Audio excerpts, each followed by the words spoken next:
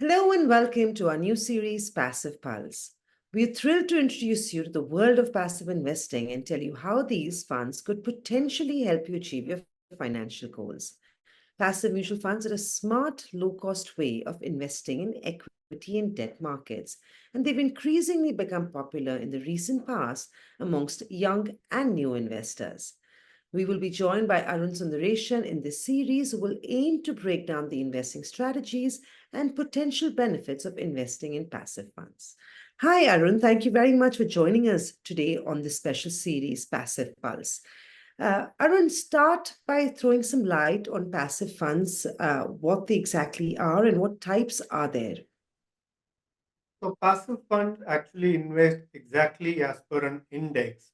So let's, for example, if you take a Nifty index, it has 50 stocks in certain proportions.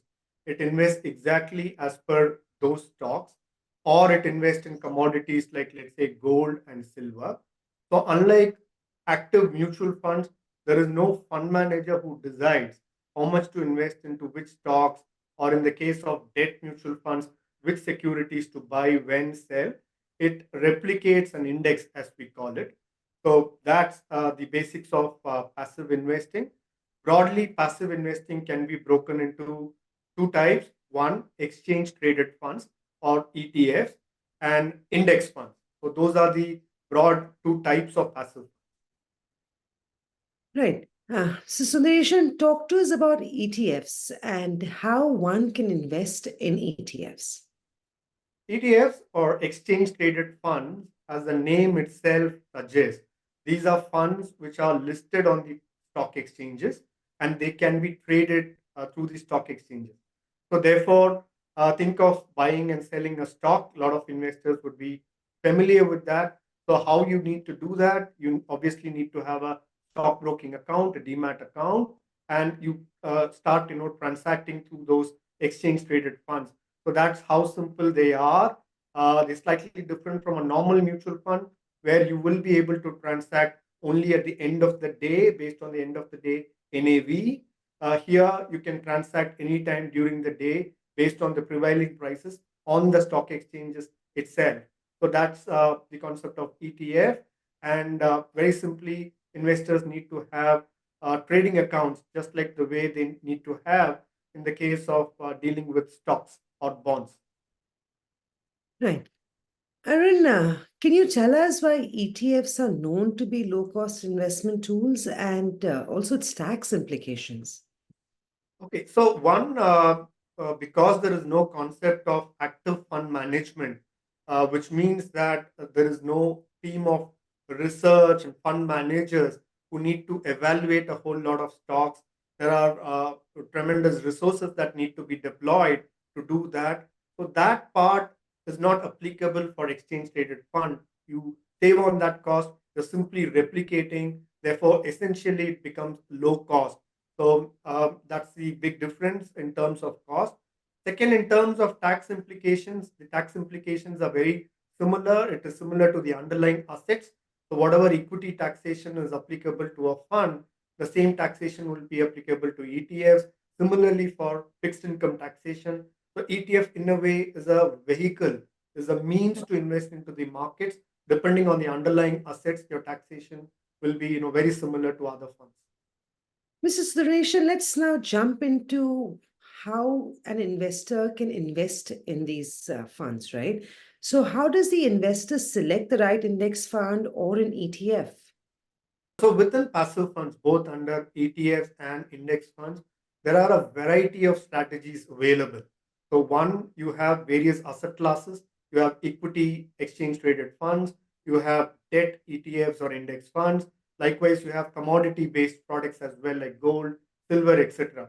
So you have a combination of various asset classes, and within them, you have a combination of different types of products. For example, within equity, you have large caps like Nifty. If you want to play the mid cap part of the market, you have mid cap ETFs or mid cap index fund. You have sectoral or thematic funds, like for example, you can invest into banking or pharmaceuticals, etc. There are also a lot of smart beta or what I call as factor funds. For example, alpha, low volatility, momentum. All these kind of strategies are available, under the ETF as well as the index formats. So the starting point for investors would be to figure out what kind of strategies would be suitable for them depending on their risk return appetite. Right. Arun, let's talk about index funds now. Can you explain to us how index funds are actually different from ETFs?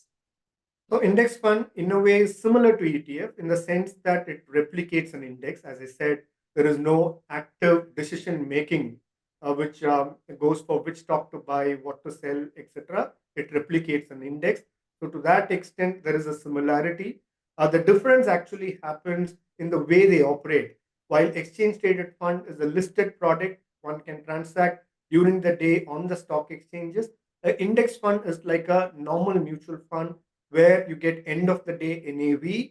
But the advantage in index fund is that you're not taking any additional risk in terms of choosing stocks or deciding when to buy, when to sell, etc. So you're simply replicating the index exactly as the way it is, or in the case of gold or silver ETFs or those fund of funds, you are simply getting into a commodity and nothing beyond that.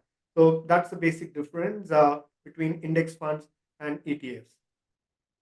What percentage of a portfolio should be allocated to ETFs or index funds, and what are the risk levels? So ETFs and index funds both are means to investing. So they are just vehicles to take exposure to the capital markets. So ultimately, the risk return and the answer to how much exposure somebody needs to take will actually depend on the asset class type, and within that, the type of strategy itself. If, for example, one can decide to invest even 100% in ETF, but within ETF, they can choose, let's say, I'll invest only 50% in equity, I'll keep 30% in debt, 20% in gold. Within equity, I'll decide to invest into so much in large cap, so much in mid cap, maybe some bit in sectoral, thematic, etc. So those decisions as to how much to equity, debt, commodity, etc., and within that, different types of products within that, that's the decision that investors need to make. Obviously, there is no one straight answer saying that this should be the percentage. It's going to differ based on individual risk return preferences, their own risk appetite. But a good way to think about it to start with would be, first of all, how much asset allocation should I make to equity, fixed income, and commodities? And within that, go on to choosing various strategies like, should I be into market cap? How much should I be into sectoral, thematic, and factor-based funds, and so on and so forth. Right. Thank you very much, Mr. Sundaresan, for joining us on this special edition of Passive Pulse. Thanks for watching. Thank you very much. Pleasure talking to you. An investor education and awareness initiative of Nippon India Mutual Fund. Mutual fund investments are subject to market risks. Read all scheme-related documents carefully.